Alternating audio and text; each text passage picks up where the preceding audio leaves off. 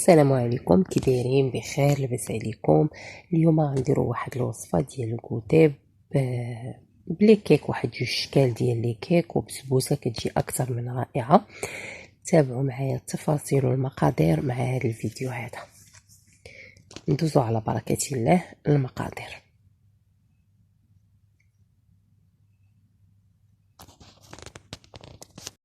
اول حاجه عندي 3 ديال البيضات، 2 ديال الخمارات، عصير ديال حامضه، عندي نكهه ديال الحامض، كاس ديال الزيت، وكاس ديال السكر، ورشيشه ديال الملحه بطبيعه الحال، والقشور ديال ديك الحامضه.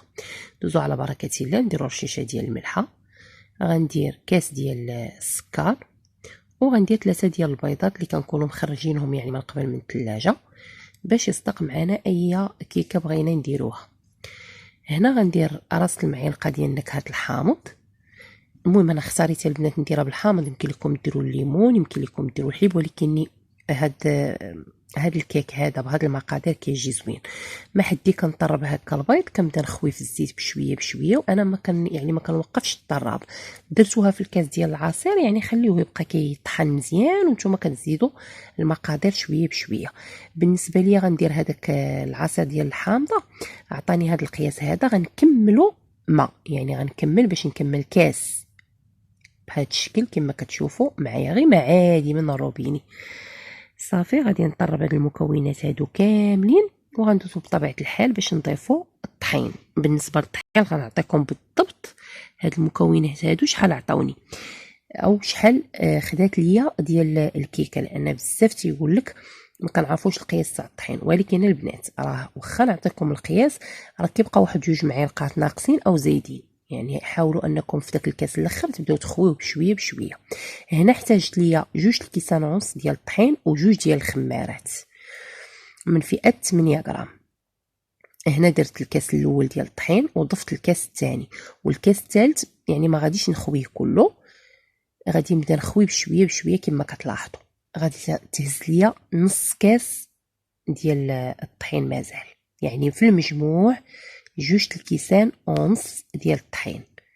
صافي بطبيعه الحال البنات ضروري ما تغربلوا الخميره وتغربلوا داك الطحين باش ما يبقاوش دوك الكويرات.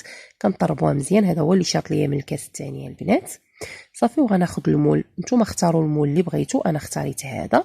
غندهنوا بالزبده ونرشوا بالطحين، كنديروها هكايا بهذا الشكل هذا. كنخوي يعني نحاول نهز يدي الفوق ونخوي، ندخلوها الفران كيكون يعني معتدل الحراره، غير بشويه كيكون ناقص شويه. كندخلوها حتى كطيب، تبان لينا يعني بدات كتحمر الجنيبات ديالها، وعاد نحاولوا نشعلوا عليه من الفوق باش يتحمر الوجه ديالها. بالنسبه للوصفه الثانيه البنات، غنديروا كيك ديال الشكلاط. غنحتاجوا فيه 2 ديال الساشي ديال الكاكاو، 2 ديال البيضات، 2 ديال الخمارات، وغادي نحتاج نكهه ديال الشكلاط. غنحتاج رشيشه ديال الملحه، كاس لاروب ديال الحليب، كاس لاروب ديال الزيت، وكاس لاروب ديال السكر. بالنسبه للسكر كتحكموا فيه على حسب يعني كل واحد كيبغي الحاجه حلوه او يبغيها ناقصه. وغنحتاجوا لي صابلي في بلاصه الطحين. انا اختاريت هذا البسكوي، يمكن لكم تختاروا البسكوي اللي بغيتو. حتى الا كان يعني عندكم ما فيش يعني عادي ما فيش شي نكهه، نديروا فيه شويه ديال الكوك. اول حاجه غناخذ هكا الخلاط، غندير فيه رشيشه تاع الملحه، وغندير فيه داك الكاس لاروب ديال السكر، غندير دوك 2 بيضات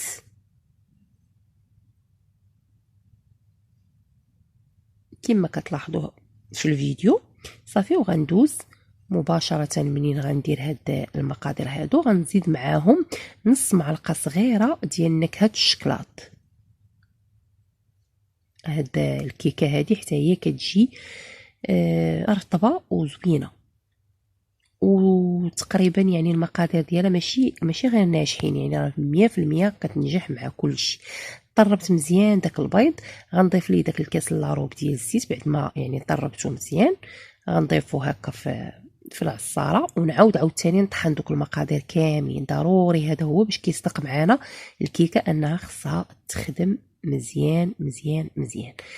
درت كاس لاروب ديال الحليب، بطبيعه الحال الحليب ما يكونش بارد، وغندير هذوك 2 ديال لي ساشي ديال الكاكاو.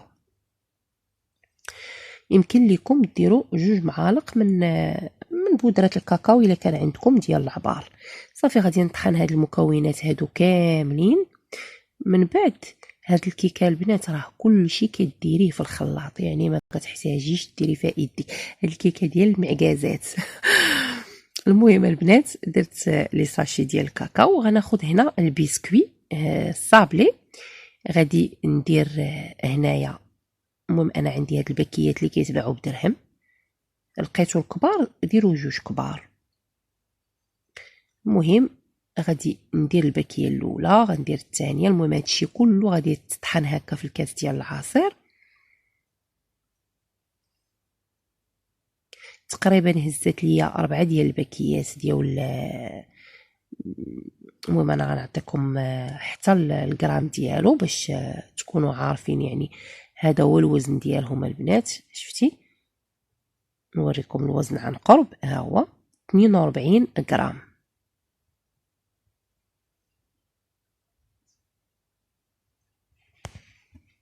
صافي البنات غنضيف 2 ديال الخمارات. غناخذ هذا المول هذا غادي ندهنو حتى هو بالزبده ورشو بالطحين. صافي وغندوز مباشره نخوي الخليط. الخليط كما كتشوفوا كيجيب هذا الشكل هذا. درت البنات 4 ديال الباكيات من فئه 42 غرام، يعني في المجموع 168 غرام ديال البسكوي. كيعطيكم هذا الخليط وهذه المقادير اللي قلت لكم دابا. صافي غندوز نخوي هذا الخليط ديالي هذا، وغندوز حتى هو مباشره نديرها في الفران، ونعاودو نتلاقاو ان شاء الله باذن الله باش نشوفوا التزيين ديالها. بالنسبه للوصفه الثالثه البنات غنحتاج هنا شيشه ديال الملحه و2 ديال البيضات، كاس ديال الزيت وكاس ديال السكر وكاس ديال الحليب، 2 خمارات ونكهه ديال الزهر. غنحتاجو السميده رقيقه تكون يعني نوعيه ممتازه. غندير اول حاجه رشيشه ديال الملحه، غنضيف دوك 2 بيضات، غندير النكهه ديال الزهر. يمكن لكم ديروا النكهه اللي كتبغيو يعني اللي كتفضلوا. صافي وغندير كاس ديال السكر، وغادي نخدم هذا البيض والسكر مزيان حتى كيذوب معايا داك السكر تماما، ويبان ليا ان داك البيض والسكر ولاو منسجمين مع بعضياتهم. صافي مباشره هذه يعني ما تحتاجوش نهائيا تخدموها بالطراب، ممكن تخدموها غير بيديكم، غير البيض والسكر اللي خصو يتخدم مزيان فقط، ما باقي المكونات غدغيا كيتخدموا. غنضيف كاس ديال الزيت وغنطرب، وغنضيف كاس ديال الحليب. ناكد ان يعني المكونات ما يكونوش باردين، خصوصا راكم عارفين دابا الجو يعني بارد، فخرجوا داكشي قبل بواحد ساعه ولا ساعتين وخدموا به. صافي غادي نخلط مزيان مزيان بهذا الشكل هذا كما كتشوفوا معايا. صافي وغندوز نضيف السميد. نضفت الكاس الاول، نحرك ونخلط بهذا الشكل هذا. صافي غنضيف 2 ديال الخمارات، وغنضيف الكاس الثاني ديال السميده. الخمارات بطبيعه الحال البنات غربلوهم. صافي وغادي نخلط عاوتاني هاد المكونات هادو. بالنسبه للبسبوسه البنات يعني ما تعتمدوش على الكيسان اللي يعني هزت ليا انايا، تعتمدوهم لان راكم عارفين السميد كتشرب، وكاين السميد اللي ما كتشربش. الكاس الثالثه البنات غتبداو تضيفوا فيه بشويه بشويه، يقدر يعني تهز لكم 2 كيسان ونص حتى 3، يقدر يهز لكم غير 2 كيسان. ضفت 2 معالق كبار ديال الفورس حتى هما غربلوهم. صافي وغادي نخلط هاد المكونات. الخليط ضروري يكون جاري شويه كما كتشوفوا معايا في الفيديو. خديت هاد المول هذا رشيته يعني بالزبده والسميده. صافي من بعد البنات ما خويت الخليط غادي ناخذ التفاح غنقيه ومباشره غنحكو فوق الحرشه، يعني ما تحكوش في تبصيل عاد تبداو تهزوه فيها، راه غادي يعجن معكم وما غيعطيكمش نتيجه زوينه. يعني حكو مباشره فوق من المقله اللي غديروا فيها، او هكايا الطاوه، ولا يعني شوفوا نتوما فاش غديروا البسبوسه ديالكم. صافي غنحك تقريبا 3 ديال التفاحات اللي حكيت هنا في هذا المول ديال الزاج. صافي وغادي نرش يعني واحد الكميه ديال اللوز، كتبقى اختياريه. اللوز كتقطعوه هكا طريفات رقاق وكنرش الوجه ديالها. كندخلوها على فران كيكون سخون شويه من قبل، يعني انا غير حيدت الكيكات البنات بجوج ودخلت البسبوسه. صافي تحمر معنا من التحت ومن الفوق، ونوجدو يعني السيرو باش غادي نسقيوها الماء والسكر.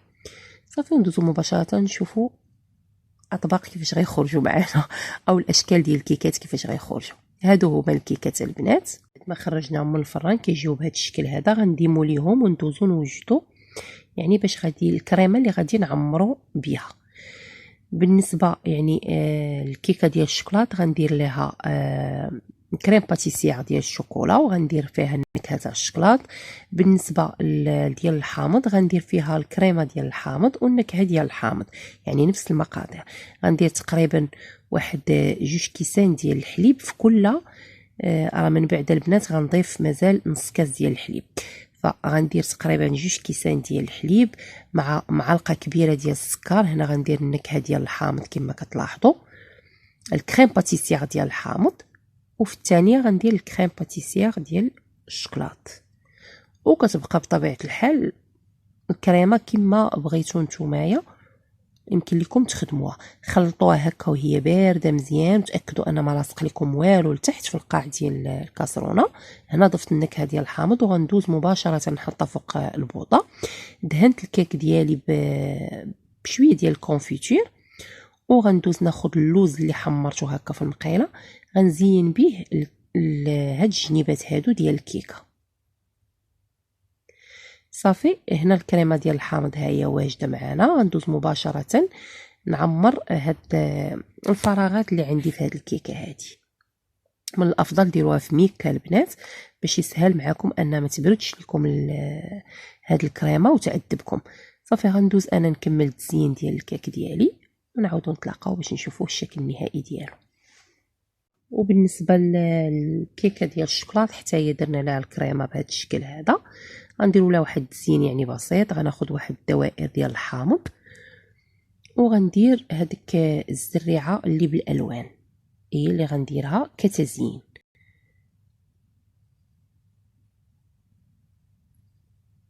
بهذا الشكل هذا البنات.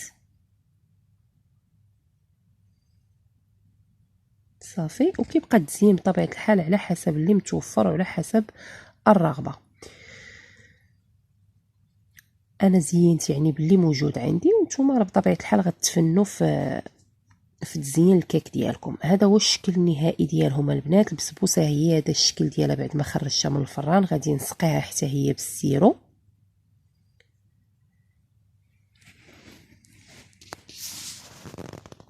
نتمنى الاقتراح ديال الكوتي ديال اليوم يعجبكم وينال الاستحسان ديالكم.